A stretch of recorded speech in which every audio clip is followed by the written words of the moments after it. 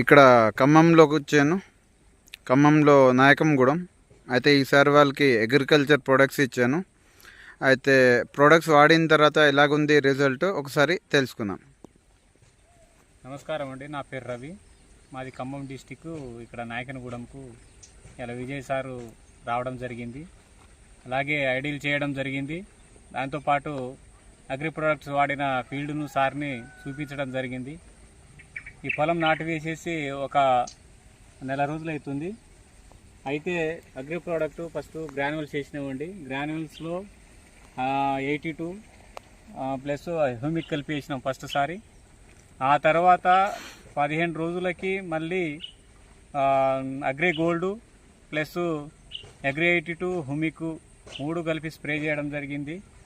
అయితే ఇదేమో agri product వాడని పొలము,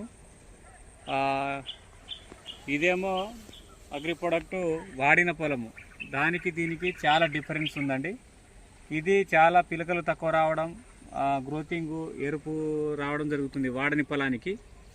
వాడిన పొలానికి ఎదుగుదల బాగా వచ్చింది, పిలకలు బాగా వచ్చినాయి, వేరు వ్యవస్థ బాగున్నది, పొలం కూడా గ్రోతింగ్గా కనిపిస్తున్నది.